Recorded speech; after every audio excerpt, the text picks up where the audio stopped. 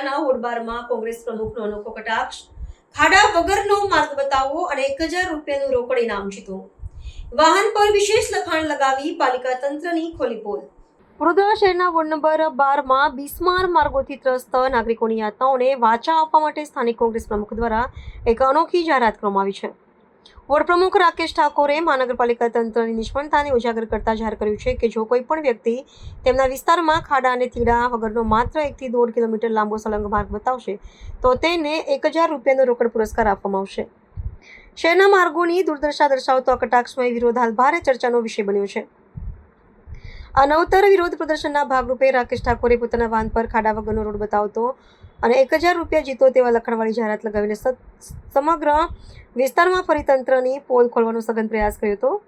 અકોટા, મુજમૌડા અને એટલાદરા જેવા વિસ્તારોને આવરી લેતા વાડમાં ઠેર ઠેર પડેલા મસમોટા ગાવડા અને આડેધડ ખોદકામના કારણે માર્ગોની સ્થિતિ અત્યંત દયનીય બની ગઈ છે.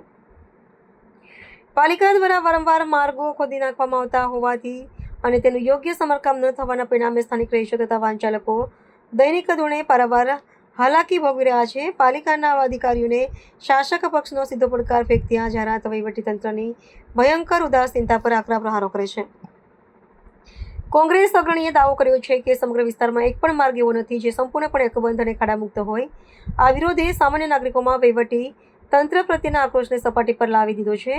આગામી સમયમાં જો તંત્ર દ્વારા માર્ગોનું સ્વતરે નિર્માણ કે યોગ્ય સમારકામ કરવામાં નહીં આવે તો સ્થાનિક નાગરિકોનો રોષ આગામી ચૂંટણીઓમાં સત્તાધારી પક્ષ માટે એક મોટો પડકાર સાબિત થઈ શકે છે.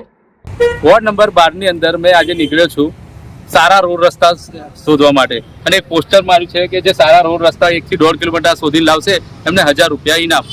પણ મને વડોદરા મ્યુનિસિપાલિટી કોર્પોરેશનના વોર્ડ નંબર 12ના જે અધિકારીઓ છે આ રોડ રસ્તાને લગતા અને ગટરના લઈને આ જે પાણીની લાઈનોની ડિપાર્ટમેન્ટ એમની પર વિશ્વાસ છે કે આ ઇનામ મારે કોઈને આપવાનું નહીં થાય. કેમ કે વોર્ડ નંબર 12 કોઈ રોડ બાકી નથી રાખ્યો કે ખોદ્યો નહીં હોય કે પેચવર્ક નહીં હોય. અમુક જગ્યાએ તો રોડ જ નથી, પેચવર્ક જ છે. ખાલી જે ગાય સર્કલ જતો રોડ છે ને જે એટલા બધા પેચવર્ક આવે છે કે લોકોના કમરના મણકા હલી જાય, લોકોને બીમારીઓ ઘૂસી જાય. અમુક હોટલો આવી છે મોટી મોટી, જ્યાં ઇન્ડિયાની ટીમો આવી છે, નેશનલ લેવલની ટીમો આવીને રમે છે. એ આ વડોદરાના શહેરના નામની પથારી ફેરવાઈ જાય છે.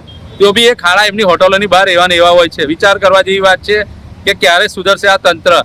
એટલે વહેલી તકે કહેવામાં આવ્યું જે રોડ રસ્તા ખાડા છે એને વહેલી તકે કોર્પોરેશન એ રોડ રસ્તા રિપેર કરે. અને જે વોર્ડ નંબર 12ના લોકો છે તમે બી જાગૃત થાઓ. ક્યાં સુધી આ મૂંગા મોડે આવું સહન કરશો? તમારે બી જાગવાની જરૂર છે. આવનારી ઇલેક્શનમાં તમે જવાબ આપો તો જ તમારો આ રોડ રસ્તા રિપેર થશે, નહીં તો તમારે આવા ખાડા ટેકરામાં જ પડી રહેવાનું છે.